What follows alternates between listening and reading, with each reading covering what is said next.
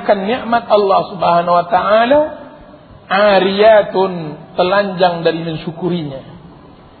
Dia bergelimangan nikmat yang Allah limpahkan kepadanya, hidupnya mewah, hidupnya tenang, hidupnya berkah, hidupnya penuh dengan kemudahan fasilitas hidup yang Allah telah anugerahkan kepadanya.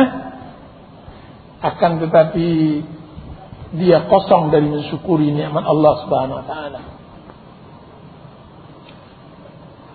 Atau tepatnya bahwa maksud kasiyatun ariyatun adalah wanita yang mengkufuri nikmat Allah Subhanahu wa taala. Tidak mensyukurinya. Tidak reda, tidak qanaah dengan apa yang Allah berikan kepadanya. Sebagian ulama lagi mengatakan bahwa kasiyatun ariyatun adalah wanita-wanita yang menutupi sebagian badannya dan membuka sebagian badannya yang lain. Membuka sebagian badannya yang lain. Kasiyatun ariyatun. Yang ketiga, sebagian ulama lagi mengatakan bahwa kasiyatun ariyatun, mereka berpakaian akan tetapi tipis yang dapat memperlihatkan warna kulit badannya karena tipis pakaian yang dia pakai. Dan ini adalah sifat dan ciri-ciri wanita kita zaman sekarang ini, kecuali yang dirahmati oleh Allah Subhanahu wa ta'ala. Berapa banyak wanita muslimah berpakaian akan tetapi telanjang sebagaimana yang disabdakan oleh Rasulullah SAW. Seakan-akan mereka tidak mengerti bahwa Allah Subhanahu wa ta'ala telah mewajibkan hijab dan jilbab. Seakan-akan mereka hanya mengerti bahwa Allah mereka hanya Allah yang untuk mereka tegakkan salat. Akan tapi mereka tidak pernah memiliki Allah yang menyuruh mereka untuk berhijab dan berjilbab. Allah mereka hanya ada pada bulan Ramadan. Kan tapi mereka tidak mengerti bahwa Allah juga memiliki bulan-bulan lain selain Ramadan. Seakan-akan mereka mengetahui atau hanya mengerti bahwa Rasulullah SAW hanya memerintahkan masalah salat, zakat dan puasa. Akan tetapi tidak pernah memerintahkan bagaimana menggunakan menutup aurat, berhijab dan berjilbab dan semacamnya. Itulah yang Allah sebutkan di dalam Al-Quran. Ciri-ciri Bani Israel yang dilaknat. Afatu'minuna bi ba'dil kitabi wa takfuruna bi ba'd. Apakah kalian beriman dengan sebagian kitab dan kalian mengkufuri sebagian yang lainnya? Kaum muslimin, ibu-ibu, kaum muslimat yang dirahmati oleh Allah Subhanahu wa ta'ala, sebenarnya bahwa pakaian adalah nikmat yang diberikan oleh Allah Subhanahu wa ta'ala kepada manusia. Nikmat yang luar biasa. Akan tetapi nikmat ini akan menjadi nikmah, menjadi azab dan murka dan bala jika seandainya kita tidak menurut dan menuntut apa yang diperintahkan oleh Allah Subhanahu wa taala dalam Al-Qur'an dan Sunnah. Apa yang kita lihat di kenyataan zaman sekarang, bahwa beginilah sifat kaum muslimah pada kebanyakannya. Nisaun kasiyat. Semakin bertambah hari, semakin bertambah keburukan. Semakin meracau maksiat. Sebagaimana yang disabdakan oleh Rasulullah SAW. La ya'ti zamanun illa walladhi ba'dahu syarrun min. Tidak akan datang suatu zaman kecuali zaman setelahnya lebih buruk dari zaman sebelumnya. Begitu juga di dalam berpakaian. Di dalam berpakaian. Tahun 50-an orang masih menggunakan pakaian apa yang dikenal dengan pakaian pakai selendang, sekalipun itu tidak syar'i, kemudian menggunakan kebaya, kemudian menggunakan kain selendang yang dia tutup bawahannya, kemudian menggunakan sandal tinggi. Itu gambaran nenek-nenek kita dahulunya waktu mereka gadis. Akan tapi masih banyak yang kelihatan. Kemudian berkembang lagi suatu permasalahan, yang dahulunya kebaya itu dipakai sampai mata kaki, kemudian berganti dengan rok. Kemudian berkembang lagi musibah di zaman sekarang ini. Sesungguhnya yang ditutupi hanya sesuatu yang menjijikkan saja. Selainnya dinampakkan.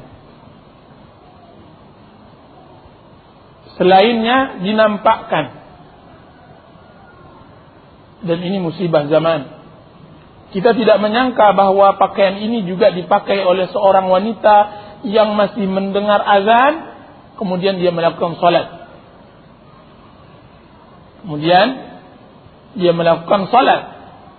Yang biasanya kita dahulunya mungkin mengenal bahwa ini tidaklah dipergunakan kecuali di kalangan pelacur dan para pezina. Kan tapi itu telah berlalu zamannya. Dan zaman sekarang bukan lagi pezina dan pelacur. Semuanya telah menggunakannya kecuali orang-orang yang dirahmati oleh Allah Subhanahu wa taala. Betapa sedihnya Rasulullah sallallahu alaihi wasallam melihat umatnya melakukan sesuatu yang tidak diperintahkan dan meninggalkan sesuatu yang diperintahkan. Dia nampak mukjizat tersebut dengan matanya. Dia lihat dengan hati, dengan mata hatinya, kan tapi kita sekarang yang merasakannya. Kasiyatun ariyatun.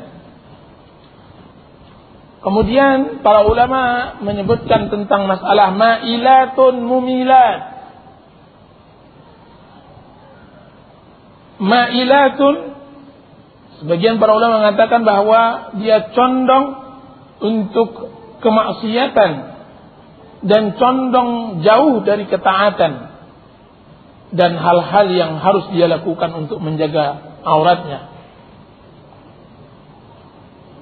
Mumilatun, yaitu dia ajarkan wanita-wanita lain untuk melakukan maksiat tersebut sepertinya. Inna lillahi wa inna ilaihi raji'un. Condong kepada kemaksiatan, kemudian tidak cukup bahwa dirinya yang syaitan, akan tapi juga dia tidak puas sampai orang lain dia syaitankan. Supaya orang lain harus mengikuti dia. Sebagaimana sifat dari sifat syaitan. Tidak puas dia kecuali orang bertaklid, berta'assub, meniru kemaksiatan yang pernah dia lakukan. Dan ini sangat luar biasa. Dosanya dia tanggung dan dosa orang-orang yang menirunya. Man sanna sunnatan sayyi'atan fa'alaiha wizruha wa wizru man 'amila biha. Barang siapa yang membuat sunnah yang buruk, maka dialah yang bertanggung jawab, menanggung dan memikul dosa yang dia lakukan dan orang-orang yang melakukan setelah. Dia pikul semua. Memikul dosa yang dia lakukan dan dosa-dosa orang-orang yang menirunya. Dan yang kedua, para ulama mengatakan bahwa ma'ilatun artinya adalah condong kepada laki-laki. Mumilatun adalah condong hati mereka kepada kerusakan. Suka kepada laki-laki, tidak puas dengan satu laki-laki. Tidak tenang matanya kecuali dia melihat semua laki-laki dan dilahapnya. Kemudian mumilatun, condong hatinya kepada kerusakan. Tidak ada rasa kehormatan yang dia harus jaga. Tidak ada sesuatu yang harus dia simpan dan dia berikan kepada suaminya. Tapi semuanya dia obral untuk semua orang yang dia lihat. bagus atau enak dipandang matanya.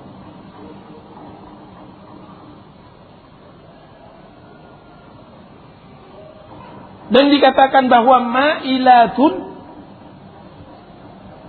ma'ilatun artinya adalah wanita yang menyisir rambutnya dengan condong, sebagaimana sisiran para pelacur.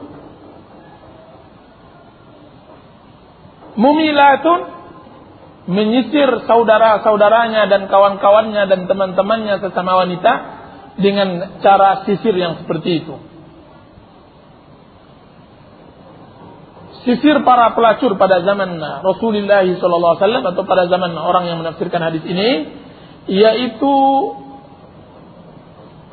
yaitu meletakkan sesuatu atau menggumpalkan rambut, kemudian diletakkan di belakang kepalanya, seperti onta yang memiliki punuk. Dan di sini para ulama mengharamkan menggunakan cara menyisir rambut dengan cara seperti ini. Cara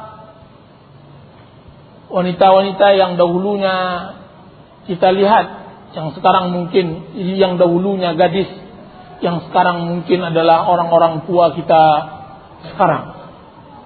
Pada zaman kemerdekaan itu paling sering kita lihat dahulu saat bersanggul. Itu di dalam Islam hukumnya haram. Di dalam Islam hukumnya dosa besar. Dan dia dalam berapa hal. Menyanggul dengan ditambah rambut. Biasa pada zaman dahulunya kalau seandainya hendak walimahan, hendak menghadiri sebuah acara pesta dan semacamnya, seorang ibu harus berhias 1 jam 2 jam di depan cerminnya, kemudian menggulung, melipat, kemudian menyanggul, meletakkan, sehingga kepalan rambutnya sama besar dengan kepalanya. Besar dengan kepalanya. Ini haram. Tidak dibenarkan dalam Islam menyanggul yang seperti ini. Tasyabbuh dengan pelacur dan bagaya, dan dia termasuk wanita yang disifati oleh Rasulullah SAW yang tidak akan masuk surga.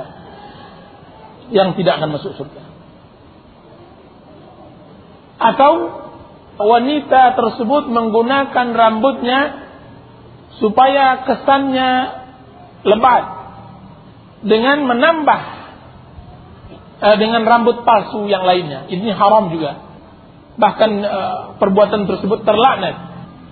Rasulullah SAW mengatakan, la'anallahu al-washimah wal-mustawshimah wal-wasilah wal-mustawsilah wal-namisah wal-mutanammisah wal-mutafallijatu li-asnanihin, atau kama qala alaihi salatu wassalam. Allah melaknat wanita yang mencabut alis dan wanita yang meminta cabut alisnya. Allah melaknat wanita yang bertato dan orang yang meminta ditatokan badannya. Allah melaknat wanita yang menyambung rambut dan wanita yang diminta rambutnya disambung. Dan Allah melaknat wanita yang mengikir giginya. Seseorang wanita datang kepada Abdullah bin Mas'ud. Dia mengatakan, "Ya Aba Abdurrahman, sesungguhnya engkau mengatakan bahwa Al-Quran, engkau mengatakan Allah melaknat wanita yang begitu sifatnya, yang bertato, yang mencabut alisnya, dan wanita yang menyambung rambutnya dengan rambut lain. Engkau katakan itu adalah firman Allah Subhanahu wa taala. Akan tapi saya telah buka Al-Fatihah sampai An-Nas, saya tidak temukan ayat ini." Apa kata Abdullah bin Mas'ud? "Benar wahai ibu, Tidakkah engkau